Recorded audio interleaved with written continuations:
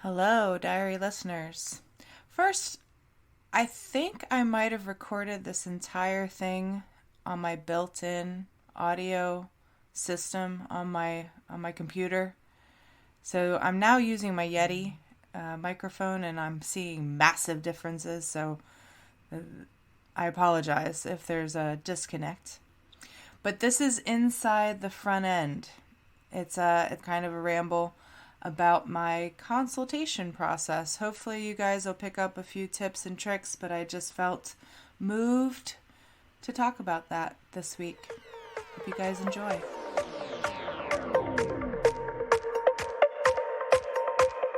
Welcome to the Apprenticeship Diaries, where raw meets refined. Let's be real, we're still working on refining.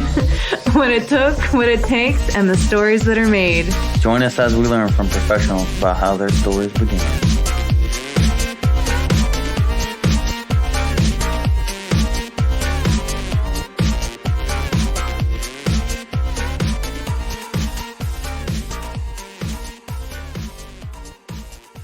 Hello, diary listeners. Seriously, guys, if you saw what is going on right now, you'd be like, Amy, what is happening? So, in front of me is a thing of hot tea, a protein shake, and then my needle jig. I got the sweet needle jig from their Northeast meetup, the first of their Northeast meetups.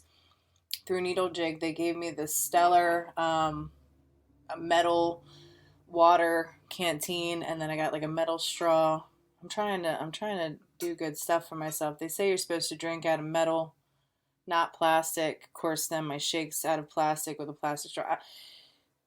Basically, I have so many liquids here. I don't really know if that's a product of age, like middle age, that you like get to a point where you just love liquids, but I can't tell you guys how much I enjoy.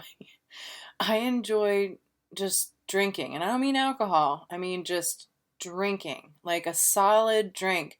This morning I woke up, and Rico, every morning, as soon as we wake up, both of us, because I'm usually awake a little bit before him, but when he wakes up, he's like, "Is it coffee time?"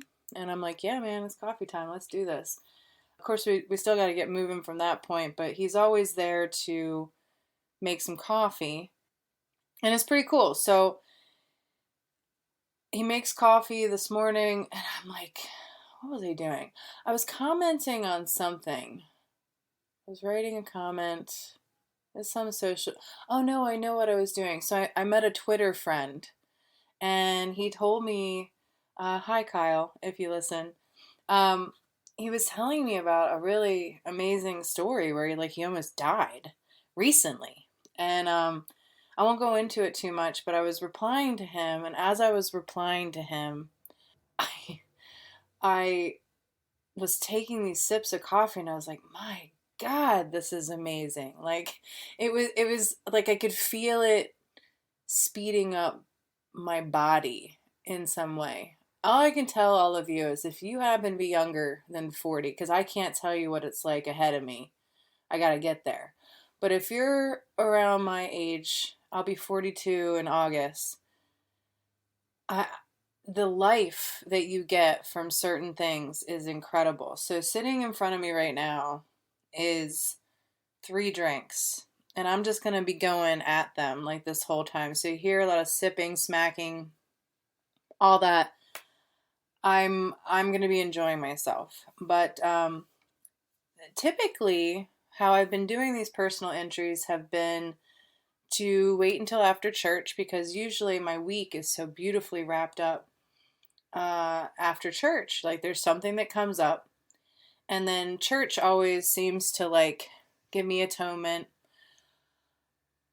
I am not waiting for that. The day is actually Saturday.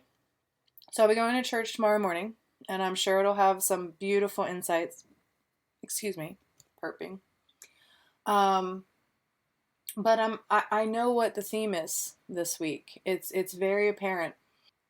I was asked, and as you all well know, I follow and I really love Jason Stapleton, And he puts out on Twitter, I highly recommend you follow him anywhere you can, but on Twitter, he has a great Twitter feed. He wasn't going to be on there for a while, and I was kind of sad, but I understand, you need breaks from social media.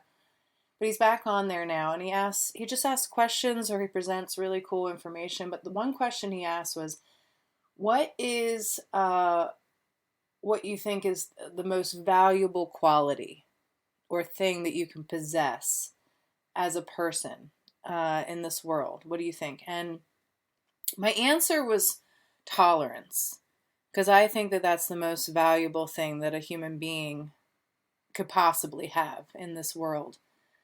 But it was a big tie with communication. And I pondered it and I was like, no, because communication is great. It's very stellar, but I really think that being tolerant, truly tolerant, is a step above, because you can be as good at communicating as possible, and that's still not going to bridge the divide all the time. And that has been popping up more and more and more this week.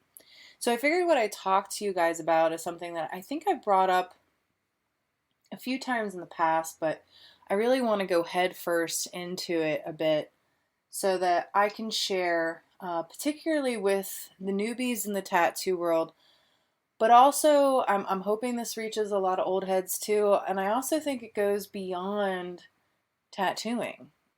What I would like to talk about today is my consultation process.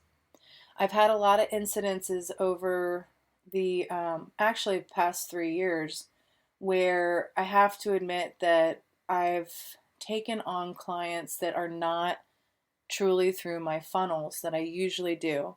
There's a small measure of guilt that I feel about, you know, uh, corralling everybody to my website and then saying, submit a contact form and I'll get to you as I can. And then when COVID hit, absolutely not doing that. I've kept people waiting for years. I've reached out to a few people from 2020 and thrown out my booking link and everything. But for the most part, I'm still in this vein of like needing to heal myself before I really feel like I can open up to the general public. But what I've noticed is that if I don't obey my funnel that I initially set up so that people are in alignment with me, the project, the work, and keep me sane, things go off the rails fast. And people and me allow a lot of boundaries to be crossed that I don't otherwise allow for. But this is a phase of my life where I really want to test some boundaries, because a lot of beautiful things have come from it that I'm not gonna go too much into, but I've opened myself up to some people and some projects that I would never have found and never really had such a beautiful experience with if I did not uh, go against my own setup. I had to clear my throat for a second. That must be this awesome protein shake that I'm sucking down. But so the first thing is, I recognize often that there are people in the tattoo industry and in other industries that basically allow for all manner of contact. They allow for DMs, PMs, text messages, emails, calls. It's just endless, and um, I as much as I'm allowing for all of those things in different respects, I'm really allowing it for myself. I don't recommend doing much communication via DM, PMs, text messages, and with emails, I really don't recommend that for a consultation process. Emailing is good for storage, and it's really good for doing uptake forms and initial like automatic responses, and then once you've done your consultation, it's really good for follow-up notes, sending and exchanging. Once everybody has their calls to action and they know exactly how to work with you, email's great because it stores so much information, pictures, whatever, and you can just create threads that are back and forth. And when you're sitting down to do a project, you know exactly where to reference everything from. So what I first recommend to everybody is definitely in the beginning, decide what your preferred contact is and stick to it, because it gets crazy really fast and you're going to lose your mind and you're going to really, really, really get upset. And, a big thing for me is to make sure that I love my clients, that I am fulfilling them and that I'm there for them. And they're not obligated to know what I know. The point is they're coming to me and they're leaving themselves open and vulnerable to have me guide them through an experience. And it's up to me to really make it cool. So that's the kind of position that I like to put myself in. Now, once it gets to tattooing, it's more of a 50-50 exchange. Excuse me. Man, I really shouldn't have all these liquids, I guess. But I'll probably have to pee at some point, too. I'm going to take a sip real quick. All right, that's my metal canteen. It's awesome. Needle jig, thank you. It's a fabulous canteen. I love it. And Jesse Smith actually did the artwork cover on it. It's fabulous. It's got a wacky Jesse Smith squirrel on it. Signature move, man. The first thing is that when you're new, you got to feel a lot of things out. My best advice is to be honest. Never overpromise. Always keep things very, very comfortable and very predictable, and keep people who can help you close and utilize them. So when you're taking on clients, you're not really sure, really make sure to have your mentor available. Ask them to stay by you. Ask them to guide you. I feel like it's important to defend yourself in respect to even them, because, what works for them doesn't necessarily work for you. Hear them out, but definitely, know yourself. It's important to know yourself really well and to voice where there's discomfort. And then wait for the answer. And then if you don't get the answer that you really want, consider the answer you get for sure. Try out whatever you can, but know that your mentor is doing the best that they can from the place that they are at, and they're limited. So it's good to always reference other people. Lots of people like to use me as just like a, hey, I have this scenario, what do you think? I'm really great for that. I'll give you my honest opinion, and typically I give advice that is not often given, which I know that this episode might actually piss a lot of tattoo artists off, because I've had a lot of tattoo artists critique the level of care and attention that I give to people on the front end of this whole agreement. I've had tattoo artists say, wow, you do an hour to hour and a half to sometimes 2 hours consultation. That's my time. That's making money. How could you do that? Why would you do that? Folks, it makes all the difference in the world. So here's my thing. This is my normal funnel, and this is what I definitely do recommend. You got to know some things about yourself first, though. I am to the point where I only work on one person a day. If it comes down to tattooing and it's smaller, I might be able to fit in some things, but those are bookings that I like to make in person, and I like to look at my actual schedule in front of the person, and we find a date together. Otherwise, most of the projects that I take on are rather big, and they require a lot of time and attention. And honestly, even if they're small, I really want to have a consultation first to kind of hack the idea open and see if it's really as small as it appears to be. You, as the client, commissioning something, do not get to dictate what is and is not a small task. In fact, anything that looks simple only looks simple because the practitioner who's doing it has been doing it so long that they make it look simple. In fact, the most simple things, especially in tattoo world, but in other fields too, are usually some of the hardest things in the world to do. AKA drawing a straight line, like around a limb, like just a single line all the way around the limb, perfectly straight, perfectly, around their limb. That's probably one of the hardest tattoos. Perfect circles, circles in circles. I mean, like, these are things that people have given me that I'm like, why would you think that I'm a good person for this? This makes my head hurt. And the reality was they weren't really thinking about whether or not I I would be the best one. They were just wanting to give me the work first because they liked me. So, and I felt bad in certain instances like that because I was like, oh man, like if I had just known the project, I could have released you and you could have been looking for someone else. So, there have been situations like that. You as the client do not get to dictate what is and is not simple. That is for the tattoo artist to actually do and to tell you. The other caveat is that it is not for you to kind of dictate the terms of how an artist accepts their work.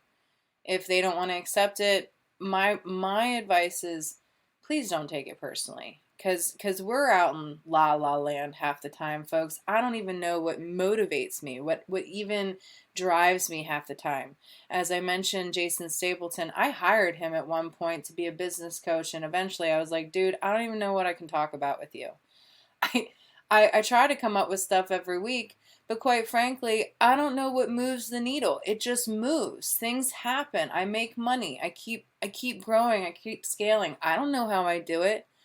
He said, you're not much unlike most creatives. So I don't even know how it happens, but if you take an artist personally, it's a wrong application, guys, because we're too emotional for our own damn selves.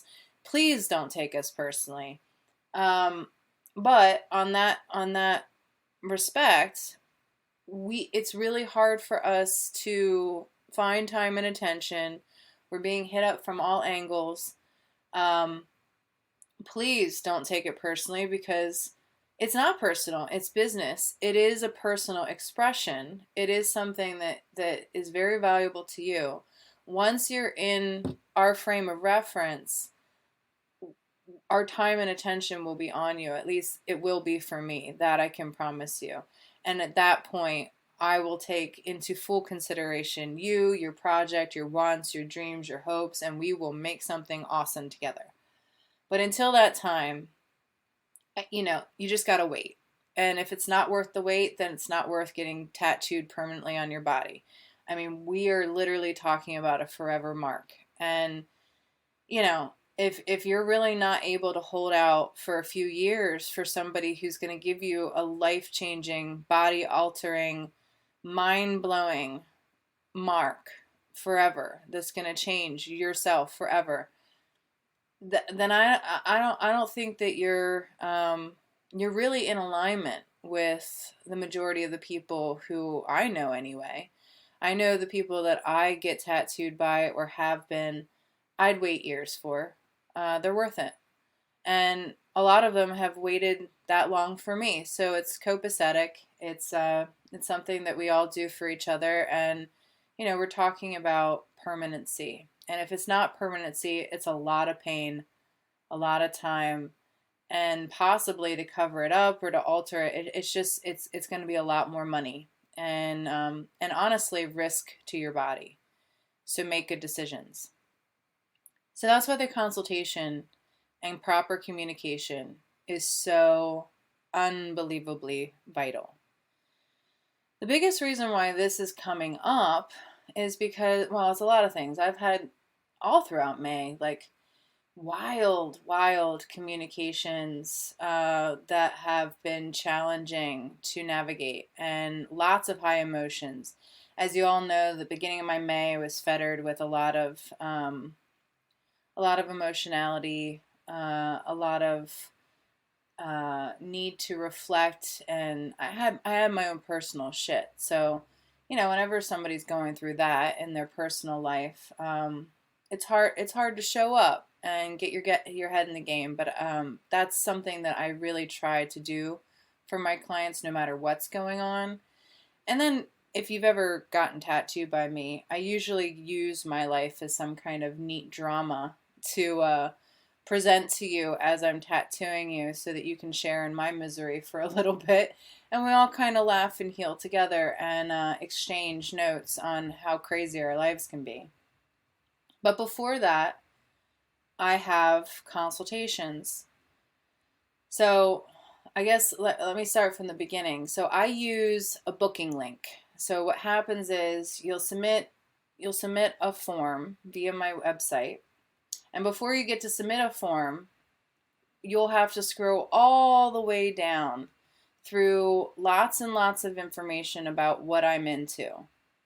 And you either read it or you completely scroll past it. The choice is yours, but if you scroll past it just to get to the contact form, you're really missing out on a lot of what could let you know whether or not I'm the right fit for you. So if you're gonna breeze by that, you're missing already the first line of communication.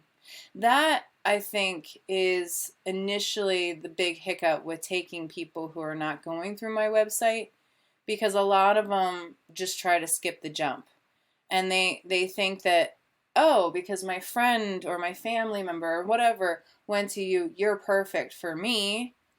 No, no, son. I just met somebody the other day that just talked about two things they want that are big bullet points. They're very specific. She wanted a clock and a compass all in one thing, and I'm like, dude, these are like two freaking things listed on my website that I loathe. But okay, let's talk about it. We'll see what I can do. I'm not guaranteeing that I'm your artist, but we can talk about it. I don't like them right away. It's listed right there. But if you meet people out in the wild and you're talking to them and you're like, yeah, you know, let's rap about your idea a bit. I'm fine with that. I like what I do. Maybe this could be cool. Mm, they come up with things that that in your pre-screen in through your funnels, you've already gone over that. So the first line of communication is whether or not you're going to be the type of person who reads what I provide for you. And face to face, are you listening to what I'm actually saying? Because I have no reservations at this point at looking people, especially this one chick that hit me up and was telling me about her idea. She didn't hit me up. Oh, we were having a conversation, but she was telling me about her idea, and I have no reservations about saying, hey, you just said two words that I really don't like to do. I'm going to tell you right now. I have no compunction about just spitting it out now and saying, yeah, dog, that's a whole lot of something I'm not really into. I got to be honest with you, but we're not having a consultation right now. You just met me out of nowhere, and you can talk about them all you want. I'm not writing down shit. We're not taking notes. I'm just simply meeting you and letting you talk about the tattoos you want. But don't think that anything is really settling in my mind.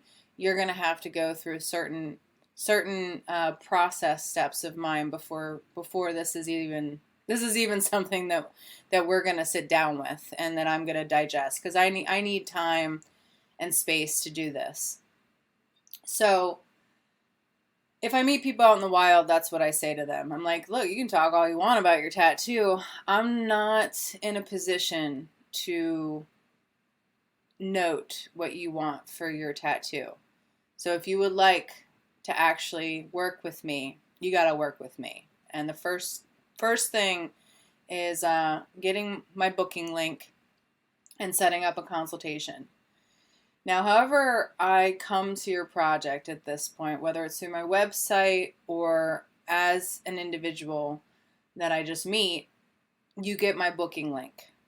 I am not booking tattoos for you. I have decided that I am not going to, I've set it all up. It's so freaking easy. You hit the link. You see all the different listed kind of appointments or time slots that you can do. The ones that are free are clearly free. They're the consultation or a free photo shoot. I list 3 different kinds of consultations. You can do an in-person, which is always preferred. But if you're not close, I'm like, if you're within like if you have an hour drive, I can respect wanting to do a remote kind of chat. So with that, you have a Zoom call, which is the next in line because I can actually see you, you can actually see me. We can register each other's faces, we can show each other things, we can share screens. We can go back and forth a little bit more. It's nice. The next tier is phone, which again, if you're the kind of person who can email and who can take the time and make the time and who communicates your ideas really well, that can suffice too. Phone calls, I will admit, I prefer as more of a follow-up kind of thing, or with people who have already worked with me and kind of know the deal and they know what to send me and they're kind of already hip to the whole thing. But it's not like I won't do a phone consultation. Until I knew about Zoom, that was what we did if they were too far away. If I was going to a guest spot or something, we did phone consultations and we did the best we could with what we had. I had to give them lists of detailed instructions about how to send me photos and how to give me references and how to measure their body. But it was fine. We worked it out. So I give you those options. The ones that charge are things that are very obvious. You're not going to be able to book any kind of tattoo time with me without leaving down at least $150 or $300 worth in deposit. So most people don't just do that without talking a little bit about it. They don't just run to book tattoo time. It's very, very easy to give somebody a link and then they can access everything. But the minute they see that they got to lay down that kind of money, and then while they're leaving down that kind of money, they're getting an agreement, a deposit agreement that's saying, "Hey, bro, this is non-refundable. This is the conditions." They kind of go, maybe I shouldn't do this. All of my booking, remote booking and digital calendar space is via Square. Now, there's other ones that I've used that I liked. Were fine. Square just happens to integrate everything. I don't even think I fully utilize Square the way it could be utilized for me, but it's really nice. I enjoy Square, even though they've charged me more money of late to do certain calendar stuff, but that's fine. I use Square, and they give you, once you set everything up, they give you a link that you can share if you allow people to book online. I do not let my booking link be free reign because I am not going to be inundated with people trying to get in with me. If I just wanted a full 3 months of nothing but consultations and then to be booked out 3 years in advance, that's what I do. That sounds god awful, guys. My booking ability is catered to this. You cannot book more than 3 months out, so you have to be within alignment of wanting the project, and you can't move or cancel your appointment within 7 days of the appointment that you make.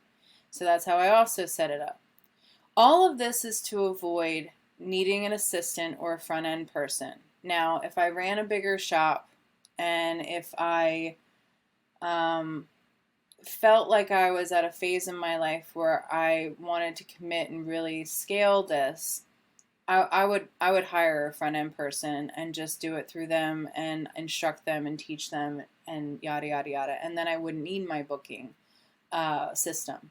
But as this stands right now, this allows me to be a one-man show. And, my clients get to, I think it's nice for them too, because they get to actually look and at their own time and leisure, take a link, book an appointment that works for them, and typically they can make it, you know? Like, there's very few cases where they fall off with consultations, but I find that if you go back and forth and it's all this stuff via DM or texting, things get lost, the double booking happens. If I'm the engineer of the system, it gets really chaotic fast, and it's a high obligation on me.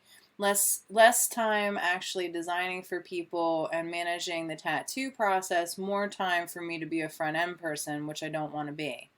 So with the things where we can look at our own schedules, ferret out enough time, I give you all the tools to do that. Once I have said, okay, let's talk about this. I've seen you. You're in my sights. I dig what you're, at least on the face value of your project. Let's talk about it. So then you book the appointment, find a time, space, type of consultation you'd like, and then you book it. My consultations range, but typically I'm willing to spend 2 hours with you if that's what it takes. You can bring PowerPoints if you'd like. You can bring folders. You can bring whatever you want to it, and we'll talk about it. I'm really good at auditing ideas. I'm really good at sitting down with ideas. That's what the consultation is about. Within the consultation, I'm going to hear your ideas. I'm going to take notes on your idea. I want to see everything that you're bringing to me about the idea. I'm gonna go back and forth with you and ask you a lot of questions. These are initial things that get answered right away that are on my contact form. So automatically I have information to reference about the initial idea. And it is this. What do you want as far as the idea? No, that's just the idea. Where are you putting it? I think I ask how old people are. I'm not so sure. But I think I ask how old they are because I want to qualify that they're at least 18 years old, because I don't tattoo anybody that isn't. And that is also in my contact notes. So if you breeze by that and you're younger than 18, you were warned. I ask where you're putting it. I mean, those are mostly the essentials. Where I ask some information like your email, like those kind of things, your contact information, and then just general idea. So I have things to reference, right? And I definitely ask for your age now that I come to think of it, and your name, all that good stuff. So I have that. So I already look at that. Like before I even meet with my client, I look at the idea, and I remember, because sometimes people submit ideas that they did a year or so ago that they contacted me, and we're just now sitting down with it. So first thing I'm going to do is look at the idea, and then I lead with, hey, when you contacted me in 2020, which, like if this is present day, your idea was this. Is it still that idea? Do you still want that, or has it morphed in that time? Like, have you done anything with it, or has it evolved? Sometimes it does, sometimes it doesn't. But I'm here for it, and I always say to people, like, this is what I come to understand about your idea thus far. That way they know that I did understand them. I do know who they are.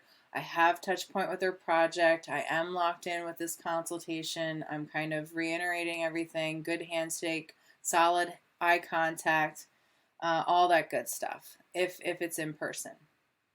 So I have this digital form that I've crafted. It's essentially what I had as a paper form. It's just that now I do it in Procreate. I have it there as like a layer that I just keep building layers that I name as the client. So you'll have a layer in Procreate. It's kind of like Photoshop. You can layer your projects. Well, with my consultation form, I just put layers on top of it, and I name the layer the client's name.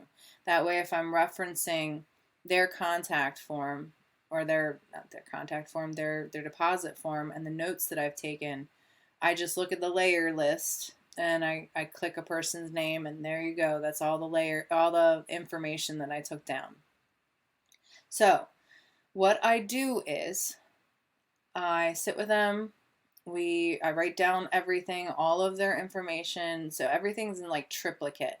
Like I have an email that they've sent me with their information. I have had now a consultation that's booked through my Squarespace, where the Squarespace takes their information. So now Square is in possession of a client list and all of their information. And then I'm physically writing down all their information on my uptake form and on my deposit form, my notes section on my Procreate.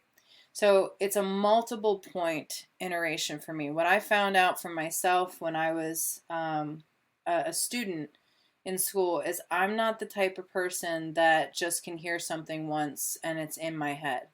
I got to hear it, I got to experience it usually, and I got to write it down. And usually I have to recant it to people before it's like committed to memory for me. So I know that about myself, and I know that if I participate in a written way, in a verbal way, and on a site level with everybody, we're usually really, really good, and I'm locked in. So we sit, they show me whatever ideas. If it's on their phone, I'm like, in that moment, I'm like, just send that to me now. You can email it to me. I will, check right now and see that I got it. Or, I'm going to be emailing them after the consultation, because the thing that's big is that I say to them, after I've heard about the whole idea and everything like that, I say, so this is how I work. All these notes that I'm taking down in front of you, they're usually really, really messed up too, guys. I can't spell worth shit. It's slapdash. I said, I'm going to sit after a consultation. I'm going to organize these notes and I'm going to send them to you so that you can visually read as best you can based off of, I'm going to try and spell things as correctly as I can, but you can visually read what I've understood about your project. That way, you know what I've taken in. I've committed it to writing. This is the thing that I'm going to reference.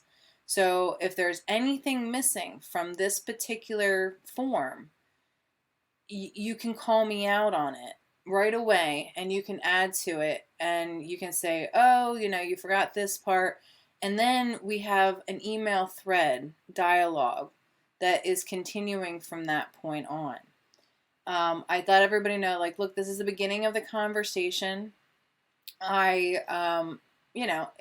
Sometimes when you're finally here in front of me, the idea gets pressure cooked and you start, going into Pinterest land and getting excited. And sometimes there's certain things that come up in the tattoo consultation that people don't realize.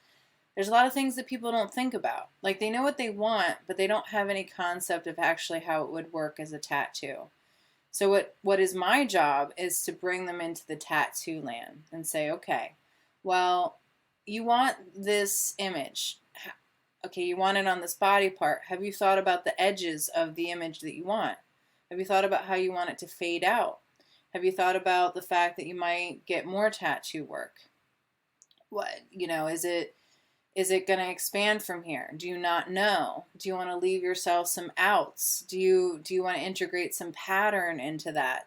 Pattern's a really great thing that helps things go beyond just the image, and it's a really nice transitional tool so that if another tattoo artist comes and wants to link this to this other one, they have a really nice transitional space to kind of work with that's free floating, doesn't really mean very much, and will be a nice integration tool. We can also fade it out. We can also, utilize your skin and negative space in a cool way. Like, what matches your fancy? These are all things that people do not think about. The edges of their tattoo. All they look at is either other tattoos that they've seen before, or just straight up art that is 2D on a, like a rectangle surface, and they're not they're not thinking about the edges. The best is outer space, because outer space is like all blackness with, spots of color that come from the blackness. So how do you handle the edges of space? I mean, this is something that's big, and it's kind of a neat thing to ponder, because you're talking about ending space. Space is endless. How do you end space on in a tattoo way? Most people don't think about that because they don't know how to actually craft space. They like the look of it, but they don't know how to compose it, and they don't know how to paint it. They wouldn't know the first thing. That's up for me to give them. There's lots of devices that you can do in those respects, but most people don't think of these things. This isn't a PSA for you as a client, by the way, to think about these things preemptively for us. Now, if you come and you're that kind of special brownie scout, bravo. That's awesome. That's going to be awesome for the tattoo artist. They're going to feel really good about the tattoo. They're going to feel very secure that you know what you want, that you've looked at enough things. It's really going to be good. And I think everything will move a lot more smoothly, because you're not going to, I mean, if you're not a person who likes homework, you're not going to have a lot of homework.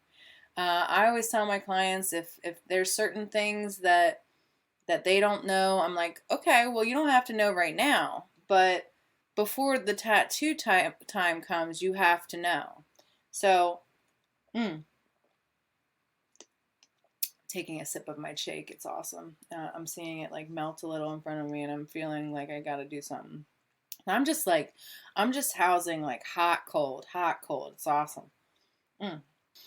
So, I I love how casual this can be. It's really cool.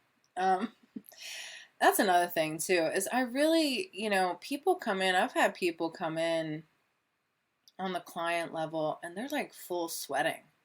And I'm like, what's going on? And they're like, I don't know, I'm just really nervous. And I'm like, why are you nervous? And they're like, I don't know, man. Like, I think it's because a lot of tattoo artists are so intimidating. A big push for me to do this, just to meander off from what I was saying for a second, is that there was a big TikTok release of like a 4-part story that happened lately. I think it has different titles, but this woman was trying to get a fox tattoo. And guys, if you're on TikTok, I'm not. I only know about it because somebody on Facebook reposted this, and I was like, holy God. This poor woman, she's been abused by This is everything that makes tattoo artists look bad. I mean, it was deplorable. And in our profession, we now dub it Tattoo Gate, because because the whole thing happened because there's this guy, Russ Abbott, really great tattoo artist, awesome tattoo artist, awesome business guy as well. But he's attempting to educate people, I think, on a business mindedness kind of way. And he's teaching these creative packages that you can offer your clients, and I think it's really to teach artists that they don't have to shortchange themselves, that everybody can get the maximum amount of this, and to teach people that I think a little bit more about what we do as artists, and get paid for the different levels of our efforts. But if you watch this fox tattoo 4-part, terrible, terrible, terrible experience that this woman had, and she was so sweet. She was like, guys, I know you want to know what tattoo artist did this to me, but I can't release their name right now. I'm still trying to get my money back a little bit. This is hard. I mean, this woman was like $2,000 in to dealing with this tattoo artist and hadn't even gotten tattooed. That's how ridiculous this was. Check it out. I'm gonna leave it there and let you guys do your own research. But that's part of why I'm putting this out there, is because I don't charge for consultations. Look, man, you can do you can do whatever you want. Time is money, whatever. But as far as I'm concerned, I am fully ready to talk to you about your idea. And if it comes down to I'm not a right fit, I consider that saving all of us time and doing the work necessary to love and honor my profession and my fellow professionals. So if you come to me and we have a consultation, you're going to learn a lot of stuff. I mostly have people say, wow, I've never thoroughly had that kind of conversation with a tattoo artist. And a lot of the reason is, guys, is because these are permanent things. You know, I had to have consultations all the time as a hairstylist, but as a hairstylist, you've got like 5 minutes to really get an idea what people have, you know, what they want. And then, you know, you're kind of blessed with the fact that if you're nice and personable and the person feels like, you know, you did a decent enough job, they're willing to give you another chance. If you, you know, slightly mess up, as long as you're willing to fix it, people will come back to you. Like, that's a gift. But, you know, you have the benefit of their hair growing back. So you have another opportunity, not with tattoos, man. So take your time. You know, forever things take time. And they should take time. And I am fine with giving my time to people if I feel like it's going to be better overall for everybody. And a big thing about sales is people got to feel assured that you're not trying to screw them.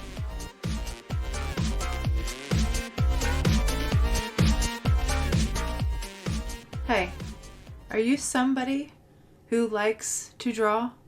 Are you somebody who wants to draw better? Are you someone who tattoos? Are you somebody who wants to tattoo better? Well, then I recommend that you go to our special offer in our show notes of this podcast page. Our website is theapprenticeshipdiaries.com, and on this page you'll find all our listed episodes. Within there, the show notes, there will be a link, TAD 10. Click on there and find yourself 10% off a year's worth of the Reinventing the Tattoo Canon. It will make you better.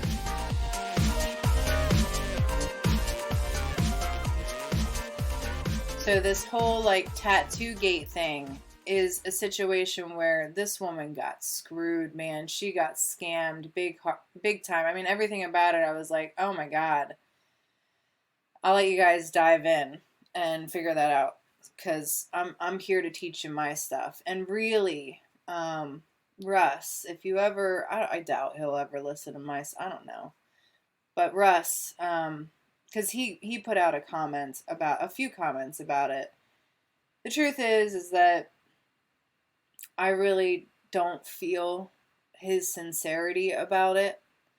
And you know, if I learned that somebody took some information that I gave them and utilized it in a bad way and hurt people as a result of it, I'd have to investigate that shit a lot more. I wouldn't get defensive. I wouldn't explain what I'm actually trying to do. No, I'd have to know what went wrong. I'd have to meet the person that got hurt. I'd have to be like, hey man, like, I know you're not trying to give out the artist name, you know, to everyone else, but can you give it to me? Because I really need to reach out to this person and have a one-on-one, because I got to fix this. This cannot continue. So I would get involved, because, you know, it's more than making money for me. It's more than trying to have quantity over quality. The quality is all it's about. And I don't really care if I only, you know, get to touch a very few amount of hearts in this world. I want it to be sacred. I want it to be amazing. I want it to be something that people will shout from the hilltops. And so far, I have wonderful retention. You know, it takes a long time for you to get in with me, but once you do, man, I feel like I give a very supreme service, and it's because I love you.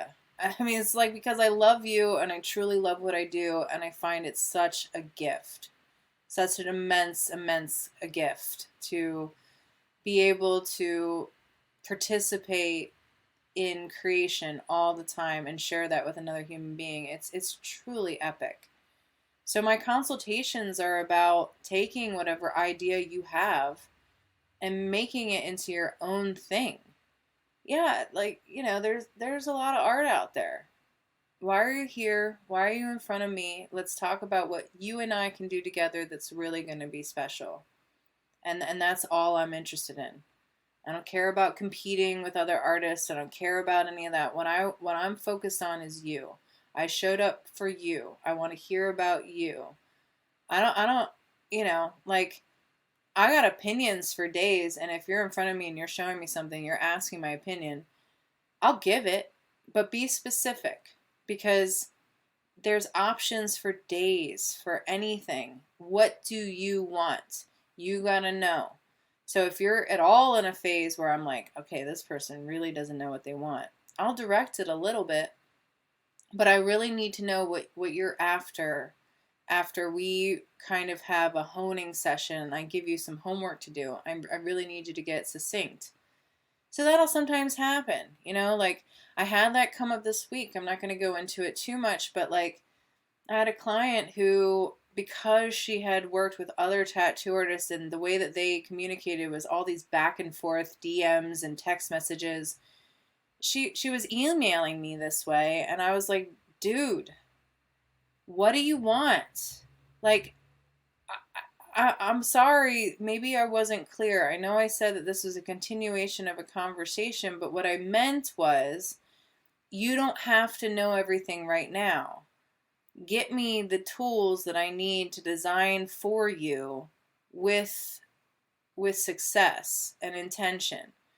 And so what will happen is I'll send them my notes. They'll have certain directives. If it's a remote kind of thing, I'll give them a list of different measurements to take so I can get sizing down pretty accurately, and I can design very efficiently, and then know how to print out my designs pretty accurately to save time and paper. And I'll ask for certain body parts sometimes, especially if it's a cover up. I'll need to see the image, and I'll usually need to design over it a little bit to give people some ideas. With cover ups, it's one of these things where I'm like, look, I'm going to try and give you as much as possible to be confident that we're going to cover this. Certain things are going to happen on the spot. I hope you understand. I'm just going to have to respond to the cover up. This is not waters I am unfamiliar with. So there is going to be a certain level of trust. What I can promise you is it will be better, and it will be covered, and you will not see it anymore. You'll know it's there, but no one else will. They're going to see something epic and beautiful that you've decided to have now, and it's going to be awesome. And I assure you of that. I feel very confident. But I put certain onus on them to get me everything I need. Essentially, how I do it is I take all these notes and I sit them down. And I'm like, okay, this is my rate per hour. This is how long I think it's going to take. Now, when I give a projection, I am very optimistic. So if in my mind I'm thinking, yeah, it's probably going to be 8 hours, I automatically know to tack on 4 extra hours and call that my maximum cost. Because typically, if I am to shortchange myself, it's about 4 hours worth. And I know that. So in my screw Amy zone, it's usually I screw myself out of 4 hours of work. In the past, that's where I've been wrong. So that's the amount that I tack on. And sometimes I'm surprised. Sometimes it takes me less time. Sometimes it's not even that much. But I know how to give people a worst case scenario. And at that point, I make a promise. I say, okay, this is the maximum it could possibly be. I know it's a big number, but if it's like a 16-hour tattoo, we're not going to have a 16-hour day where you sit there. You're going to get the same link that you got to make this appointment, to make that appointment. You get to dictate when you do it, so sit down with it. Try to make appointments you can make. After COVID, I told people, listen, kind of the only way that I really, really, really get stubborn about the deposit is with the design.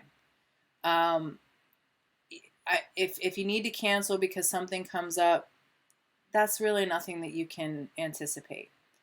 I'm not going to penalize you for getting sick for a day that you're booking months in advance, or a month in advance, or weeks in advance. You just don't know. Anything can happen. Your dog could die. God forbid, somebody in your family. Your kids are sick. You're sick. I'm not going to try to be a dick about those things because, quite frankly, folks, shit happens and we're all human. So I'm very personal with people. I make good money. I always have something to do. So I'm not there to pick anybody's pockets here. Okay, time is money and whatnot. But if it comes down to it, for what I understand about the majority of my clients and how long they wait to get in with me, they're not lightly canceling their tattoo appointments. Nah, son. They're looking forward to their tattoo appointments. It's got to be a really big thing to get in the way of their tattoo appointments, so they don't move them. They look forward to them. It usually goes off without a hitch, and it really takes something big for them to have to cancel. And so I know that, and it all works out fine, majority of the time. I tell people just kind of in a funny way, if your grandma keeps dying, we're going to have a problem. And essentially at that, I'm not even really a dick because I'm like, listen, your life seems chaotic. You keep moving your appointment. You keep canceling. How about you just pause and chill out for a minute? Your life seems like it can't really welcome a tattoo right now. I know you want it, but rather than take time away from other people's opportunities, why don't you just hang back for a bit? You got my link. If you feel like we need to have a follow-up consultation because if anything happens, it might change the idea, contact me afterwards. Again, people don't feel like they're being cheated, robbed.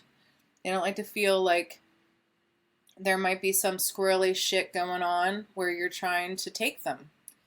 With tattoos, they're very expensive and their needs, or not needs, they're wants. Sorry, slip. They're not needs, they're wants.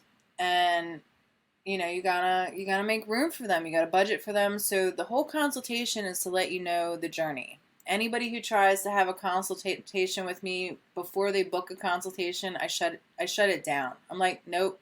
How much will it be? Shutting it down. How long will it take? Shutting it down. We're not talking about any of that right now. You want to engage in this back and forth bullshit at your convenience, and this isn't fair to me, you, or your idea. No. We're going to sit down with this. Here's my booking link. If you really want to work with me, you find time to make time to talk about this so that both of us are clear, both of us have space, both of us can digest it properly, ask as many questions as need to happen, see it all coming, and get over certain things. So I do that, and then I let people know my boundaries. So the boundaries are this.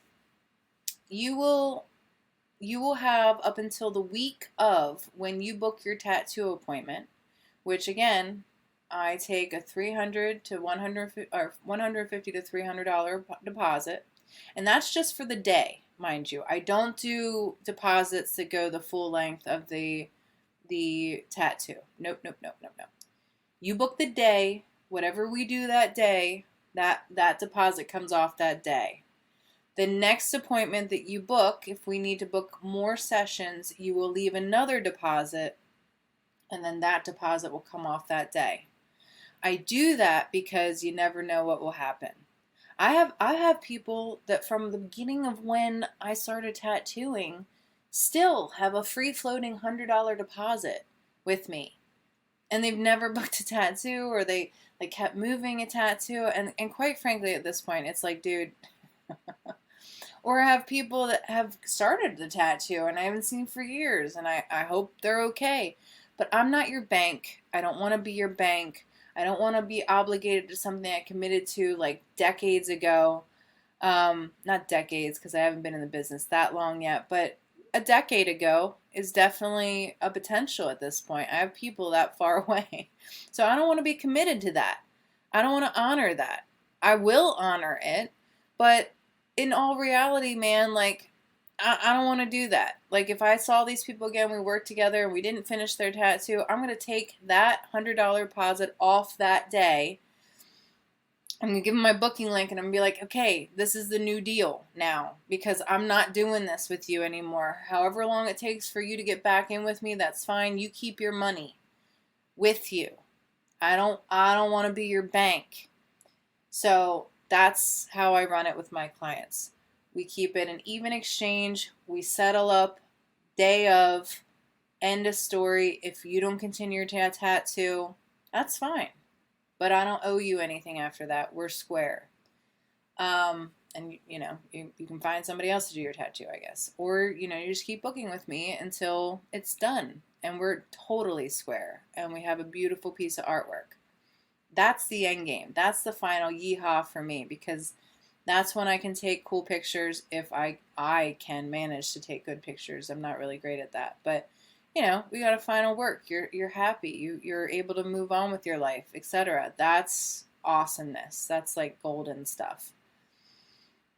So you have up until the week of your tattoo appointment to get me all references, because that's my sweet spot.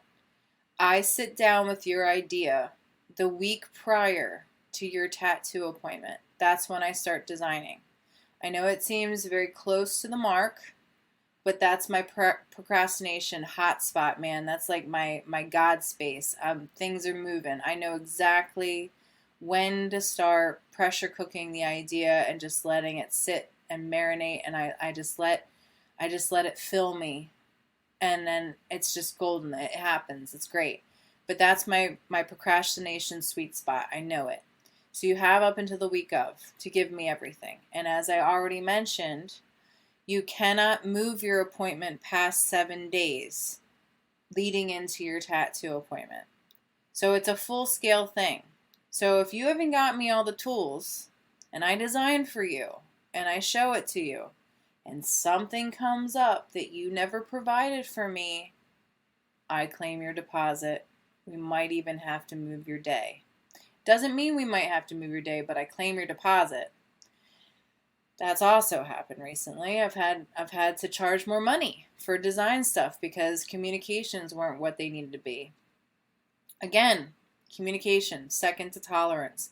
But you need tolerance in order to do what I'm doing here and to love people enough. And honestly, if you don't love people enough, my personal opinion is you don't deserve to be in the service industry. You don't deserve to have such access to such important parts of people's lives, such as tattooing. Truly, in my mind, you're very self-involved, and you shouldn't do this. Your motivations are off, because you can make a lot of money in this profession for sure. But if you're in this for the money, yeah, man, that's a whole boatload of misery. I don't even know how you tattoo if that's your motivation. My motivation is I love art, I love sharing it with people, and I love people. I could do my art on anything, but I choose to do it on people. So I do it on people because they're my spark. They're my drive. They're the reason why I get up to share with them. And I just love reveling and participating in a creative process with another human being. It keeps me grounded. It keeps me connected. It keeps me sane, because all the other noise stops. It's so beautiful that I'm gloved up while I'm tattooing and I can't touch my phone. I can't think about anything outside of that space right there. I mean, we have conversations about other stuff, but I'm in it. I'm in it while I'm talking to my client and while I'm doing my thing.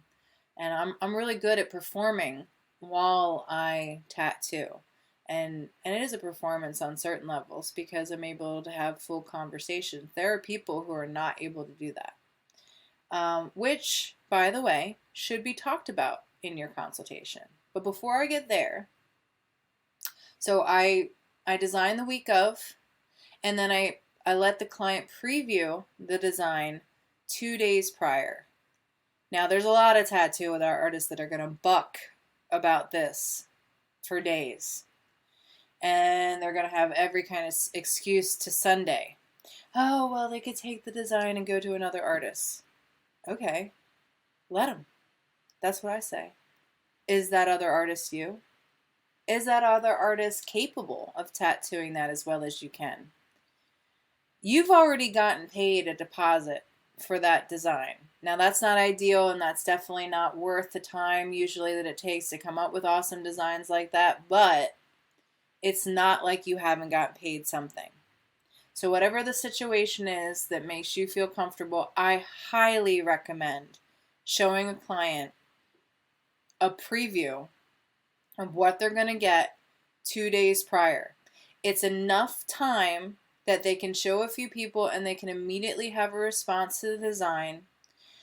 And it's enough time for you to make adjustments before you're face to face with somebody and confronted with what they do or do not like. Personally, I would rather have that be remote because I find people are honest and it's fair and they get to actually comment from a safe space, which is their home, tell me in an email exactly what they think and not spare any expense on the truth. That's honest, that's fair, that's helping people, and that's the kind of way you work if you genuinely give a shit about delivering what people want. Now, people are not artists, so there's pushback that you can have. You don't have to completely, cave to your client. I've told people things like, yeah, dude, that's not going to look good. I'm just going to tell you right now, that's not going to look good. I'll probably still show them it and either prove myself wrong or them wrong. But I push back a lot.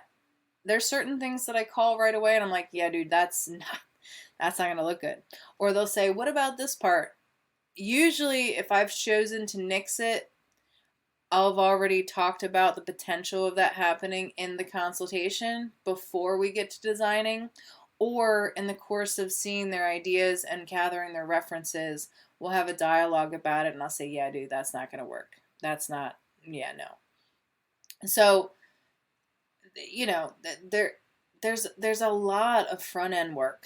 I don't know if you guys are gathering that. A lot of front end work to get to the gold. But that 2 days before the appointment is when I can really put a person under my thumb a bit and say, listen, bro, we're not going into the maybe if we do this space. No. 2 days before you're sitting down to get a permanent mark, you better get clear fast. I ask them to look at it. I ask them to list the bullet points of things that they want me to change and to be very specific and very clear because I want to nail it with the next round. I do not want to keep going back and forth about an idea and feeling less and less and less assured that you're ready to get a tattoo because the more you try to change something that you came with such a I don't really know, you're the artist, I trust you kind of thing. And then as soon as you see it, you got all these ideas, or upon seeing things, you keep changing your mind. I start to doubt whether or not you're ready to get a tattoo.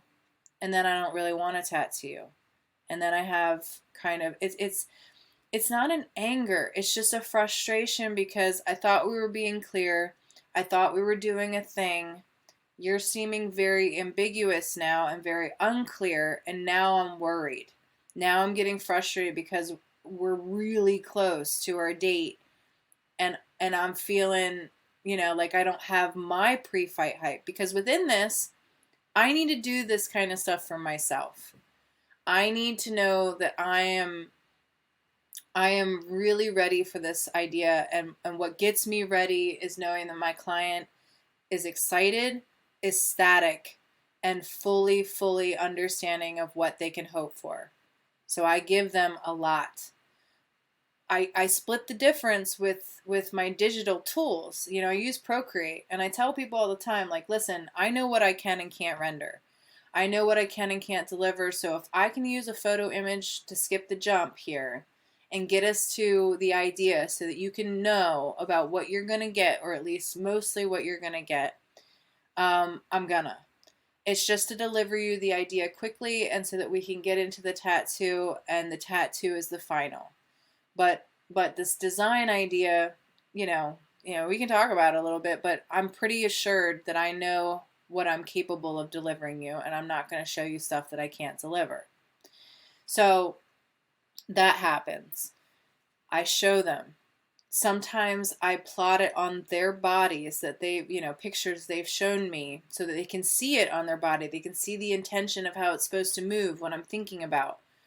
I show them, full color, and I let them know, like, look, dude, I work in layers. Color is not a big deal. Again, with this protein shake, it's awesome. Forgive me, but you guys are having my dinner with me. Which is a new thing. I don't usually do a protein shake for dinner. I'm feeling it today, along with all the other liquids that I'm pretty certain I'm definitely going to have to go to the bathroom after this. Anywho, I let them see about as much as they can, and I tell them that the most important thing is the composition. The composition is something that we're going to start with. I'm going to plot on you, and if you don't like the composition, that is the first thing that needs to be changed. Color is something that happens after the fact, typically. We've got to sketch the whole idea in first. And color, actually, through my digital tools, is very easy to change. Would I like to nail the color right away? Absolutely. So the quicker and the better you can get me there, the more specific you can be, the better. Basically, what I tell people is, whatever you give me is what I'm going to use. If you don't give me anything and you leave it for me to decide, you have to be okay with what I decide, how I decide it, because you did not inform the design in any way in this capacity. So if you leave it to me, you got to leave it to me. So when they say, oh, I don't know, you're the artist. Okay. Because I can go a lot of wacky places. And most of the time when people see stuff like that, they're like, wow, dude, this is not what I was picturing at all, but it is way, way better. So that's like a sweet spot, man. That's the reason why it's Beyond the Pale Tattoo, a step beyond the expected. That's my whole moniker for my tattoo studio, is like, it's going to go beyond your expectations. That's my sweet spot. That's my golden zone. I want it to go past what you expected. Always. Because I feel like that's how it should be with something like this. This is a big deal. You're hurting somebody. It's basically torture. And anything that you're kind of experiencing as you're experiencing pain gets literally ingrained into your psyche. So if it's not great, it's awful. It's just pain on top of pain. And I'm really, I think, in the business of alleviating pain for people. Tattooing is psychologically healing. I know what I'm doing it for. It's very shamanistic. It's very ritualistic. It's beautiful. But it has to be done with high, high, high respect to the craft, to the person, to everything. It's got to be a full, full, full experience.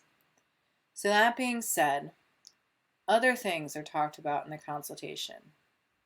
I go over in a very good way verbally, and I do want to add this to my website, actually, and I might do it after this. A whole page of how you prepare for your tattoo, what to do. Getting the biggest thing, guys, is a good night's sleep. I'm going to tell you that right now. Always tell your clients to get a good night's sleep. It's a hard thing to do because they're usually really excited about their next day. But I'm telling you, if you show them work prior and you've had this kind of, front end work to it, they're going to be able to find sleep a lot easier than showing up the day of, seeing the tattoo for the first time, and then sitting there for hours and hours and hours as you redraw it, and then you've got a shitty attitude and you're like, there, is that better? And they're like, I guess I've been here for 2 extra fucking hours now. I kind of feel put on the spot. Sure, fuck it, let's just do it. Fine. They're going to sleep a lot better the more you give them and the more you appeal to that level of anxiety. Now, there are people unlike me that have more consistent work that it's pretty clear what you're going to get. It's pretty clear that it's within the style and the same kind of capacity that you work for everyone. I do a whole litany of things. I take on, I like basically do style collages. I don't even know what to call my style. It's just basically you give me an idea. I know art. I take your idea with all the nuances, all the flavors, and we make a really cool fusion meal that is a wild experience, and it's pretty cool. So I have to work this way because my art's not as focused on style as it is, I guess, illustrating a person's soul and their story. So I think it's a good time to give them the best ways to come into the tattoo. Try not to drink before, but it's not about the blood thinning, though that is a factor. It's more about the fact that if you drink the night before, you're not going to get a good night's sleep. You're going to pass out, but you're not going to get the kind of reparative sleep that you need in order to face a day of pain. And it will be a day of pain. Your body's essentially going through the same thing as like running a marathon. The adrenaline release of it is immense, and you're going through a full workout pretty much. So I tell people, eat a carby breakfast. Don't let your tattoo day be a strict day where you're abiding by dietary regimen. Have it be a cheat day. Bring some carbs. Take advantage of the candy. I provide in my studio both bottled water, Gatorade if I need it, because guys, the quickest way to help your client if they're starting to have low blood sugar is something liquid. And Gatorade's great because it has electrolytes and it also has a little bit of salt and it has sugar. Do not get sugar-free anything. Keep in your wheelhouse for your clients access to sugar right away. Because if they start getting low in blood sugar, which sometimes they don't know that they really need it, it doesn't matter if you tell them. They just come in and they're like, I'm going to gamble with this. And they fuck up. And then they're in a position that's really kind of nasty for them because they start getting nauseous, they start getting hot, they start getting dizzy, and they're about to pass out. And then once they pass out, then you have a situation where you have to revive them. So I don't tell them all that. I just tell them about the things that they need to do to prep themselves correctly. I let them know also that I will be giving them aftercare ointment. So there's a litany of different things you can use. I always let you walk away with a little pad of my preferred aftercare ointment and how to use it. You will get aftercare instructions. I have it all printed out for you. And I'm always here for you. And before you come into the appointment, I've now given access to people, I think, that when they make their tattoo appointment, they're able to actually preview my release form so that they can read over all of the information that I have to give them about what they have to release to me, because it's really one of those things where you have to sign off that you thoroughly trust me to deliver you the kind of tattoo that we've talked about, and that you're not going to hold me liable for crap, basically. That you understand the risks and there's no liability to me. That we're basically agreeing to do a thing and this is a cool thing, and if something goes awry, I can't be held liable. So that's what you're signing. So I let people digest that, at their leisure. When they come in, they're going to actually do the digital signature and all of that stuff, but first they're going to be able to actually read the preview of it. It's linked in like an automatic reply once they book their appointment, so that they can see the release form and digest it at their leisure. If they have any questions when the day actually comes, they can ask me. Because there's a lot of questions that arise, like, what do you mean by medications? Is this medication a problem, or this allergy or that allergy? What are the risks? There's lots of stuff that before we get into it, I'm fine. I want to have those questions. I want to give you peace about what you're about to do. I try to keep as knowledgeable as I possibly can about what I do. So, I'm here for you. We're going to take a journey together. Um, I also let them know that, like, a lot of people ask questions like, oh, you talk to me. Can I watch a movie? Can I bring a book? I basically tell people it's your day. It's your day. I'll put on your playlist. We can listen to your type of music. I'm not bound to any of that. I'll talk to you the whole time if you let me. I'll talk at you. As you guys well know, I can just talk for hours. This is just going to be like an hour and a half of me telling you about my consultation process. But let me tell you, I can talk straight for hours. And my client doesn't have to do very much, which is great for them because I think it helps distract them from the pain. Very often they don't get that. Very recently, I mentioned it before on Nicole when we were talking to her. I had a guy, ask about wearing headphones as a tattoo artist. And I had said to him, dude, that's fine as long as you tell the person in the consultation that's what you do and you prepare them. He got really indignant and was like, well, I gotta like handle that like does a surgeon, does a master class have to confer with the client about how they do what they do? I'm the expert here. And I'm like, bro, you asked. Okay, if you weren't concerned about my answer and you weren't ready to pay attention to it, why the hell would you ask? Just do what you do. I'm telling you what I would like. If that's your process, that's fine.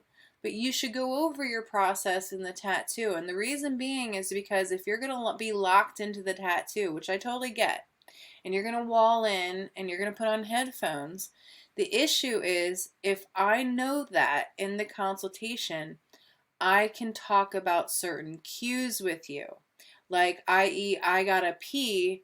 How do I get this guy knowing that I gotta pee? Like, do I flag you down? What if I'm feeling sick and you haven't looked at me for a minute? Should I tap on you? Like, just have a dialogue with people a bit about what they're going into because they don't know. And there's a lot of people I find that will suffer so much and and it's like no reason to suffer like that. And I'm another person and I wouldn't want to suffer like that. I wouldn't want to feel like that. The things that I've heard from people are terrible about how their tattoo experience has gone, and it's like nowhere near this TikTok tattoo gate fox tattoo lady. But it's bad. And I've seen really beautiful tattoos where I've said, oh my God, that's gorgeous. And the person kind of like shrugs it off and they're like, yeah, it's nice and all. But the tattoo artist was a real dick. That's like the worst, guys. That's like the worst. So do everyone a favor. Because I'm telling you right now, the stuff that I hear from tattoo artists about where things went wrong with their client, all this client drama stuff, I almost 100% can attribute it to a faulty consultation. There was not enough front end work that you did. Not at all. And and of course the tattoo artist gets mad. Like the dude who asked me the question, he gets really indignant about my answers because I'm finally giving him the question, the answer to the question. And I'm sure something happened for him to ask that question on social media. I'm sure somebody, complained or talked about how awful it was that he just put on his headphones and didn't look up. I'm sure somebody did, and that's why he was asking the question. And then the minute you give him an answer that would help him, he gets mad. Okay, well, that's your problem right there. You don't actually care about your client. The only thing you care about is doing the job. So sit down, shut up, and let me do my job. That's fucked up, dude. You're working on a person. You're not working on a car. You're not working on anything that somebody can leave with you and you can get into it at your own accord. You are dealing with another human being and you have an opportunity to make a solid, lifelong, hopefully, relationship. You're definitely making a lifelong mark. So you should be concerned about what kind of soulful connection you are making with somebody. It should matter. That's my opinion. But I can tell you right now, like I'm telling all of you, if you're having problems with your client, it's not your client's fault. Your client doesn't know. Take responsibility for what you have come to the table with. Really sit down with it and think to yourself, did I set that person up for success? Did I set myself up for success? Did I make sure that I led somebody into this with the most information possible so that everybody could see things coming? Because if you didn't, you have room to critique yourself. And you should critique yourself. And you should think about how you can approach it differently with the next person. In the beginning, this is very troubleshooty. And everything that I do is not going to work for everyone else. You do have to find your own way. You know, I talked to, oh shit, his name is escaping me for a second. Opportunity for more of my shake while I ponder it. My friend in Scotland. I never pronounce his last name right. John Graney. I think that's it. Yeah, Graney. I'm pretty sure. Anyway, he was like, wow, man, you know, all the anxiety I must put people through. And I was like, hey, man, you know, you got your rhythm, you got your clients. Typically speaking, once you start putting out a fair amount of work and you get a rhythm of your portfolio, it's going to attract the perfect kind of client for you. It just will. John is very expressive with not only his art, but himself as a person. Like he just exudes the kind of person he is, and I think that attracts people as much as anything. So I think that happens, and I think it comes through in the art as well. And I think the kind of people who are attracted to the art are usually the kind of people that are attracted to the personality as well. It doesn't always work that way, but a lot of times it does. So, you know, after a while, this gets a lot easier. I mean, I just worked on somebody today that I honestly didn't even need a consultation with, because here's the deal with her is that her ideas are usually so simple and straight up that our consultations are kind of like, they're more like us personally catching up with each other because we like each other than they are really discussing the idea. So this time she was like, hey, I want to book my appointment. And we'd already kind of previously talked about it. But I know that she's just trying to collect a lot of big cats and, you know, big wild cats. And the most recent was a cheetah. So, you know, we've already done a leopard and a lion. We're going to do this cheetah. I have the past ones that we've done. We've already kind of come up with a style and a way. And so this time I know she wanted a cheetah, and she just emailed me what she wanted, gave me a few reference pictures, kind of broke it down verbally, and then let it rip, man. She didn't even need how long it would take, because in the times that I've quoted her, like I said, I give a maximum projection, but I'm fairly certain that even in the times where I've given her a maximum, we've been under the mark as far as how long it's taken. So she knows that I always treat her fairly. She knows I always treat her right. She knows that I'm, you know, like I'm gonna do a good job for her. And it's gotten really nice so that we don't have to belabor it very much. And she was able to just roll into the appointment. And I was able to design with her fully feeling confident that it was as simple as she was saying. that's not the case with everybody. And you really, really, really got to work on those relationships in the beginning. It's a lot of trust that you got to have. And once you start tattooing regularly, it becomes your everyday that you're changing people's lives. So that's an immense amount of responsibility. Don't take for granted that what you're doing for someone else is not every day. It's a rare, rare moment for them. And it's a rare mark for them. So don't take that for granted. And I definitely don't recommend doing it for the money. I mean, you can, but I wouldn't. And I don't.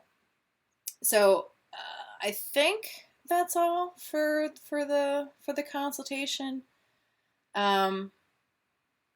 In the ways that you guys have borne my obsession with liquids, I really appreciate it.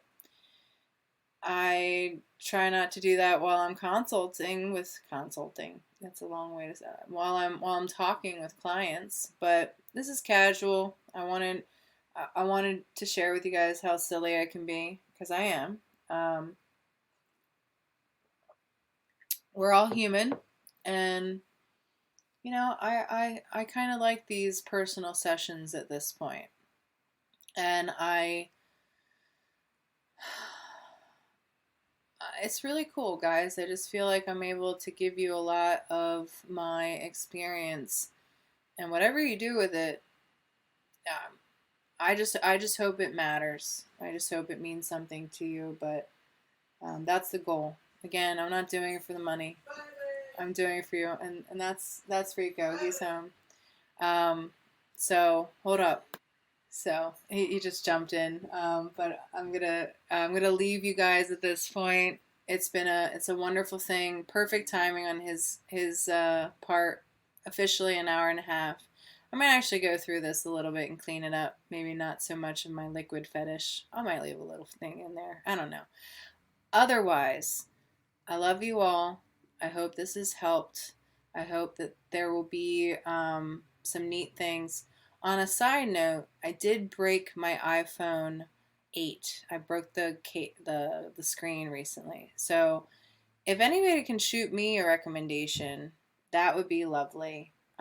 Things that you've experienced, iPhones that you've experienced. I have an upgrade that I'm willing to do, but I really hate having to get new technology and all of that. So if any of you have recommendations for me on tech and things like that, I will take it. I will love it. I will take your reviews. That would be awesome. But either way, I hope everybody has a very awesome, awesome week ahead. And yeah, God bless you all. I love you. Mwah. All right, that's this week. Now, I wanted to throw this out there because in between the time that I recorded this and am now releasing this, I discussed with my friend Gabe Ripley about this year's Paradise Tattoo Gathering. It's going to be October 12th through the 15th, and it will be hosted at Jiminy Peak, Massachusetts. It's a beautiful, beautiful ski resort. I think just going there for that alone is pretty worth it. My boyfriend Rico seems to like it a lot. We always go. The gatherings are always amazing, but Gabe has asked me if I wanted to do some seminars, and this was one that I felt, in talking about it, would be really cool to show. I think that's the piece that might be missing from this conversation. Well, not conversation, this rant of mine, is that I'm not giving you guys any visuals to see. So I thought, I proposed to him maybe a consultation seminar for beginners and let people know what at least my thing is, and kind of let them go from there, but provide them a bunch of paperwork and information.